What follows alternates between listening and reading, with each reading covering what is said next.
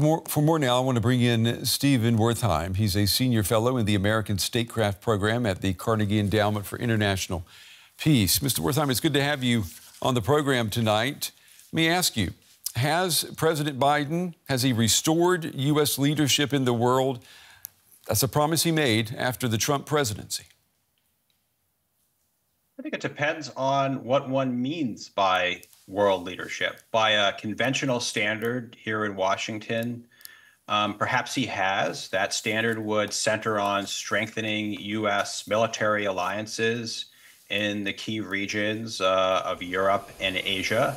And I think the president does deserve a great deal of credit for doing that, for rallying NATO to support Ukraine in the wake of Russia's full-scale invasion about 2.5 years ago, and for building up U.S. alliances and partnerships in Asia. But if global leadership means bringing countries together, solving problems, and inspiring confidence, if it has that broader conception, then what seems the most striking is, whether it's Joe Biden's fault or not, that the events during Biden's presidency have exposed the limits of American power and influence. The United States has struggled to rally countries besides its pre-existing military allies and security partners to come to Ukraine's aid or to impose sanctions on Russia. Well, whose fault is that, Mr. Wertheim?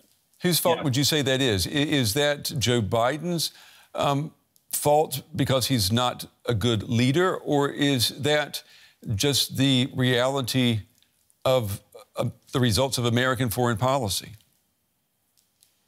I think it's very debatable, and a lot of it is not Joe Biden's fault.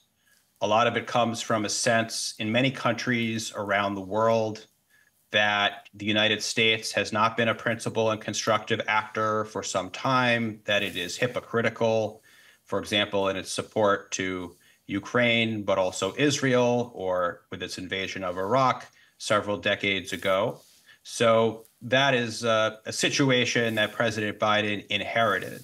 On the other hand, President Biden, I think, has often played into those preconceived notions, those criticisms of the United States. He's often couched the war in Ukraine as a battle between democracy and autocracy. And that strikes observers as a recipe for an endless kind of conflict, when what could be at stake, something that could unify more countries, is the defense of Ukrainian sovereignty.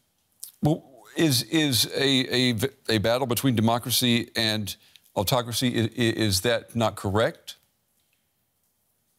The question isn't whether it's correct. The question is whether it's the most powerful and productive way to frame the struggle, because it's also correct to say that Russia launched an illegal invasion of Ukraine, and that it thereby violated the UN Charter's prohibition on the use of force unless in self-defense or with Security Council approval.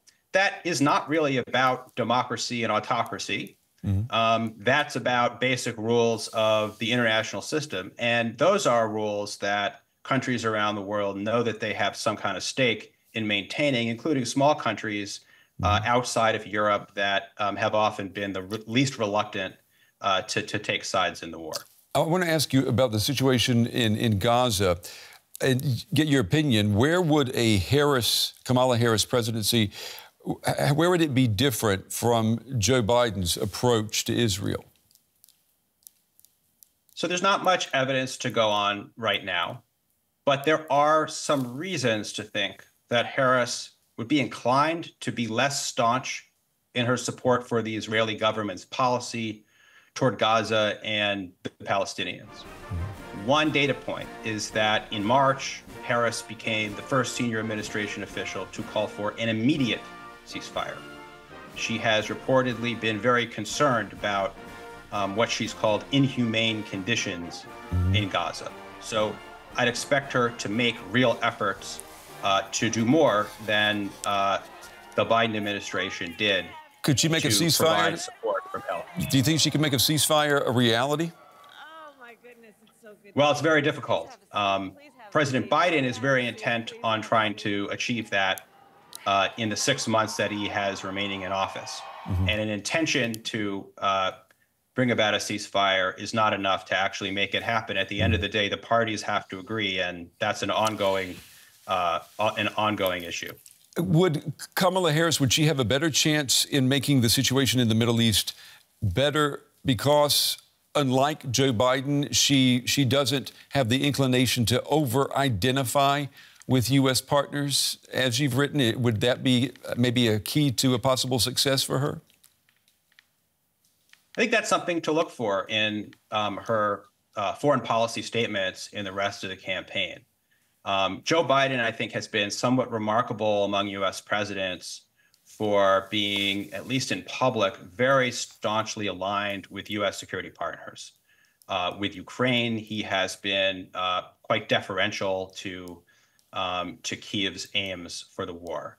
With Israel, he has sought to avoid criticizing Israel publicly and has adopted a quote-unquote bear hug approach to shape Israeli behavior. And even with Taiwan, he made a number of statements contradicting U.S. policy and saying the United States would definitely come to the defense of Taiwan if it were invaded by the PRC. We don't really know where Kamala Harris stands in these issues, and I hate to say it's not that exciting to say, but she's going to have a real problem in this campaign contradicting the policies of the sitting president while she's vice president. So we might not learn a whole lot about her foreign policy vision until she actually takes office. Okay. Well, let's say then that Donald Trump wins the presidency in November. Wouldn't America then be free to focus on the bigger issue of China if he ended the war in Ukraine on day one of his presidency, as he says he would do? Well, you're smirking there, rightly so, because he's not going to be able to end the war in Ukraine on day one. I do think he will make efforts to try to end the war. He will destigmatize negotiations.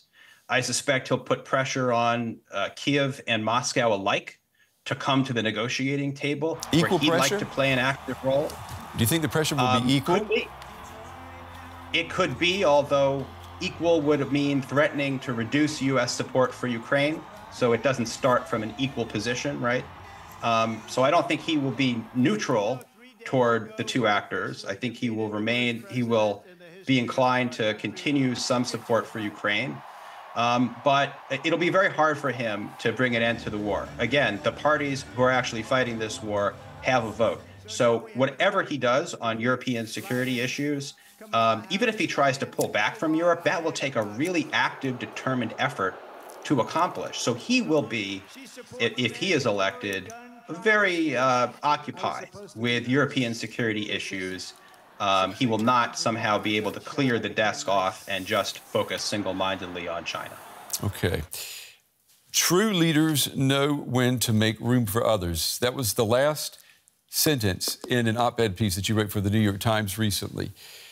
Who, in your opinion, is more inclined as U.S. president, or would be more inclined as U.S. president, to make room for others? Kamala Harris or Donald Trump? Well, I didn't have in mind Joe Biden stepping aside in the presidential election race when I wrote that line. That's true. So he does deserve he deserves some credit for indeed literally stepping aside to make room for someone else. With Harris, I think again it's hard to know, except that I think that she comes from a younger generation than Joe Biden. And if she is more representative of the Democratic Party as it stands today on foreign policy, as opposed to in the past, then I do think she would be more inclined to reflect sentiments that say the United States doesn't need to be militarily engaged everywhere in the world. For Donald Trump, it's a really tough question. On the one hand, we know he doesn't fetishize the U.S. military presence everywhere. He can take or leave alliances. But he also puts himself at the center of just about every issue himself.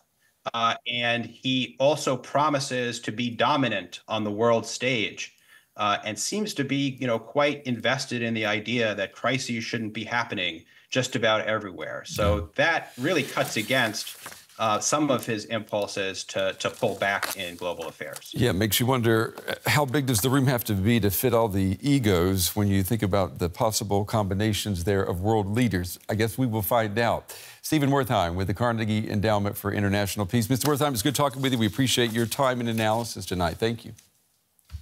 Thank you very much.